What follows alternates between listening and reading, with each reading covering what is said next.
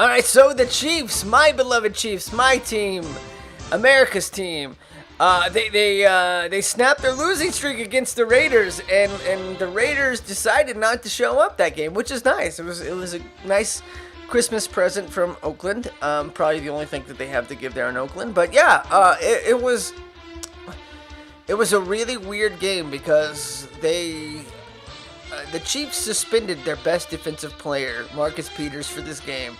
This crucial game, the most important game of the season. And they suspended Marcus Peters for playing against the Oakland Raiders. And it's funny and it's important because Peters grew up in Oakland. He grew up a Raiders fan, and now he couldn't play against his team. And it was just a big hullabaloo, a big weird set of circumstances that led up to that. I think a lot of it had to do with the fact that Peters got into an argument with one of the coaches. I'm pretty sure it was Bob Sutton. But honestly, I would probably get in an argument with Bob Sutton. Who hasn't wanted to get into an argument with Bob Sutton? The way that guy's been coaching the team on defense of late. And in a weird way, the Chiefs go out without their best defensive player right now because Eric Berry's hurt. The Chiefs go out without their best defensive player, and they dominate the Raiders for 3.5 quarters. And I don't know what happened in the fourth quarter, like midway through the fourth quarter, they just kind of stopped. But it was great. It was great. The offense still kept on they were able to move the ball, but then they would always do something stupid. And Travis Kelce has a habit of dropping big time passes, so yeah, he's got to stop doing that. Like he's not as good as he thinks he is, because he should have had a touchdown, and that would have probably clinched the game in the second quarter if he would have scored that touchdown. But instead, they didn't do it. He dropped the pass, and Alex Smith took a sack, and just a horrible sequence of events. But we're gonna go with the highlights. But I was really impressed with the Chiefs finally got their running game back, and you need to keep going to Kareem Hunt. Kareem Hunt has not been the issue with the lack of running game. It was the offensive line. It was the terrible play calling. It was the not getting him involved in the game. And another thought is that Alex Smith was not that great. And I'm not exactly comfortable with him going forward into any sort of playoff run. But I digress. He played better than Derek Carr, which is not saying a whole lot. Let's look at the highlights here. All right, we got Kevin Harlan. I love me some Kevin Harlan calling this game. And the Chiefs defense came out and they said, Marcus who? Marcus who? It was a lot of fun to watch the energy of this team defense. Yeah, Chris Jones looking like a man and a half up there. And then Alex, he's not doing it for me anymore, man. He had a good 5-game stretch there where he looked awesome, but he's reverted back to panic. See, that's what makes me so frustrated about him, is that he should not be taking that sack, man. You almost kicked us out of field goal range. That's unacceptable. That's why the Chiefs will never win with Alex. And they're probably going to lose against San Diego because that guy can't make plays. That guy panics so much. Look at this. Look at Lynch just eating Lynch for Lynch. This is the Chiefs defense we've come to know.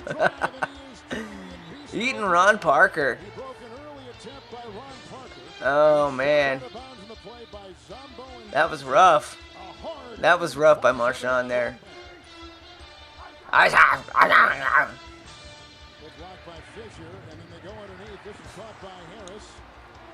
Yeah,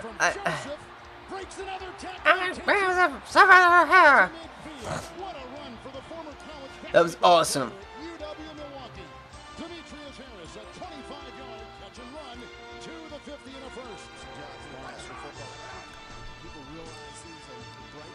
See, I just, and that wasn't really Alex's fault, but he gives up on plays too quickly as far as not looking down the field, and then you could tell the moment that he panics he just immediately just like has like a spasm back there.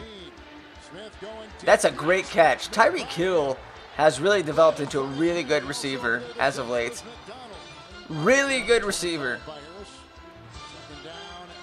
That was, see, this is not bad. I want more of this, Alex. That was not a bad play. Do that more. Kelsey will come down with that 50% of the time. And I'm not sure I like this play, but it worked here. Usually that play never works for the Chiefs. But because it's the Raiders, it does. So it wasn't a touchdown. Luckily, my Kareem Hunt, I started him this week. Matthew Berry told me not to start Kareem Hunt on ESPN this week. But I was like, no, I got a hunch. And he came through big time for me. Came through big time. What's going on? That's a C. Again, just give your receivers the chance to make plays like that, Alex. You shouldn't have to be 12 years in the league in order to do that.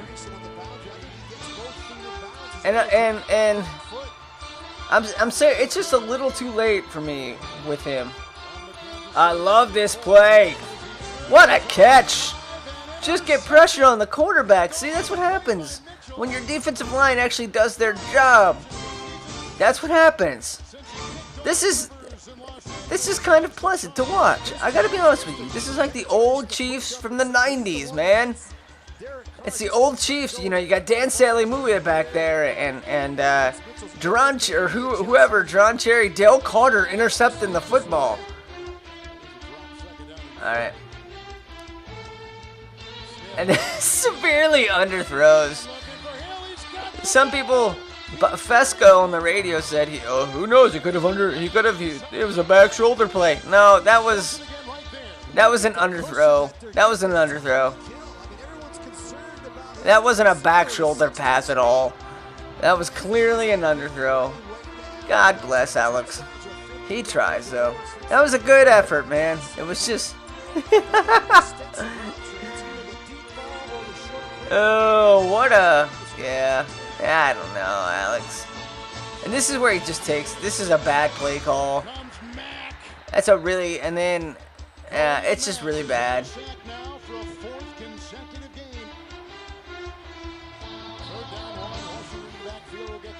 I love this defense that the Chiefs played. Where's this been, man?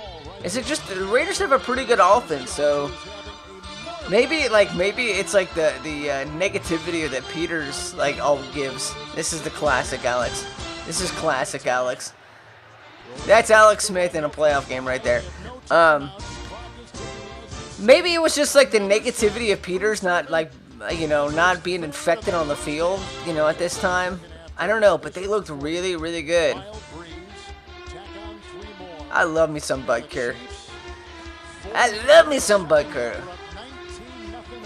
I don't think the Chiefs, I wouldn't suggest, sitting Peters for another game. But, again, they're forcing turnovers? Who is this team? Who is this team?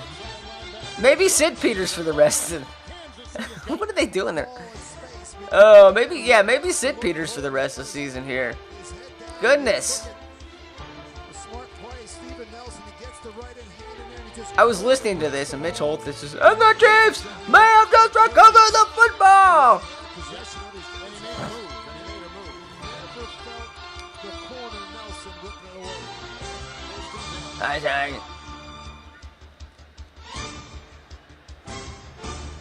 Oh, see, that was. What are you doing, Alex? He's never going to throw the ball down the field anymore now after that. I don't know. Nobody was even, maybe Kelsey was a little, but that was just a really bad throw. Maybe that's why he doesn't do that often, because he's not very good at throwing on the run. Look at Kareem Hunt. That guy could do that all day if you just give him the chance. I mean, they just, really bungled. They have time to turn this around. But they really bungled this offense the last mid-season here, man. They really bungled this offense, and it just irritates me to no end to watch this. Down he goes! Right between the eyes! With no regard for human life! Alex, he didn't... I don't think he was... He did not have a good game. But, oh, that was a terrible tackle by the Raiders. The Raiders are like the worst... The Raiders are really bad on defense. They did not come to play at all. Either on offense or defense. There we go. There we go. We missed you guys. This is the Bob Sutton fourth quarter defense that just doesn't... Look at that. That's was that Sorensen? Golly, Sorensen is not very good. They need to get Eric Berry back like now. 3-man rush. Oh golly, again Sorensen is awful.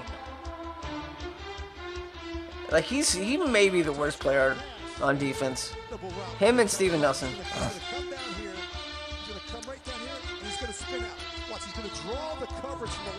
Yep. Yeah, he's just biting that. That's just really bad defense. They just missed. That's a good play by Tamba. Remember him? That's way too easy. Wait, this is the Chiefs defense that we've seen all year. And at this point, I'm thinking, no, could they come back here? Could they? No. I don't know who that guy is. I don't know when he came on the roster, but yeah, that was a win. That was a win. It wasn't as pretty of a game as it could have been because the Chiefs should have blown out the Raiders the way the Raiders were playing. And a lot of it had to do with the fact that Alex Smith, he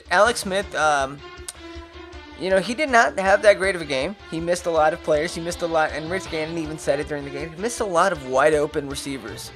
And he just did not take enough shots down the field. But also, the receivers, there was a couple drop passes there from Harris and Kelsey. And so it's it's like the playoff game against Pittsburgh. It was a combination of Alex Smith not being good enough, and then when he did actually make a play, the receivers did not catch the ball. So it was a good enough effort to win the game. Really good effort by the defense. I'm so happy that they won that game and they played as well as they did on defense without Peters. Because now Peters can't come in and act like he is the stuff. Because, they're still on a 4-game losing streak with him. And so he has to come and he has to adapt to whatever the Chiefs are doing. He has to realize, hey, look, maybe my presence had a negative impact on this team, because I think it did. Peters, his attitude, the fact that he just, I don't know, the fact that he probably put himself above the team, he certainly played like it, but he just, maybe that was the reason why the Chiefs came out on fire against the Raiders, is because they didn't have that idiot back there who was gonna be stupid and then you can always tell when things break down. That's when you need to stick together as a team. When things break down, Marcus Peters usually goes on a tangent and he usually makes a fool of himself, and he just does not handle adversity well at all. So a lot of people will say, and I heard some people on the radio, and they'll say they'll compare him to Kelsey, and they'll make it a race thing. A lot of people make that they don't like Peters because he sits for the anthem, and a lot of people do like Peters because he sits for the anthem, or he kneels for the anthem. And my thing is that I want you to stand. I want you to stand, but I'm not gonna hate you for that. I'm not gonna turn that television. I could see why it's a big deal, and I could see why people would be offended. I'm not gonna hate anybody too much for that, but it's also something that a lot of people, no matter what he does from here on out, they're never gonna like him. And again, it's the same thing with the other group of people, is that no matter what he does, they're always gonna support him, and they're always gonna make it about, and make it about like a race thing, where it's because he, the way that he's protesting police brutality. Who knows what he's protesting, but I think that a lot of people like him because he does that, and without even really knowing what he's doing. He has no clue what he's doing. So there's a lot of biases that are going on there, and I feel like that it's, for me, I just want to see him play well on the field. I want to see him be a productive teammate instead of being all about himself, because he plays like that, and so does Kelce in a way, and that's why I'm not exactly like huge fans of them, because I don't think they're as good as they think they are. But it's also just something that I'm gonna continue to watch out for. I don't think there's a difference of reaction between Kelce and Peters. I don't think there's a huge dip in fan base. I think that the fans kind of know that either person is nuts, and at any time, like, they could do just something stupid to get a 15-yard penalty. They got me. They found me. Anyways, I'm Ryan McChesney, and like me on Facebook and in real life. My prediction is I wasn't that impressed with the Chiefs this week. It was fun to watch them win a game, but San Diego's going to be a big test, and it's the season coming up against the Chargers on Saturday night. So I will be watching that on pins and freaking needles. And speaking of hotheads, I get on Peters and Kelce and all them for being hotheads, but like, if I was out there, I would be 20 times as worse as they are. I'd be a terrible teammate.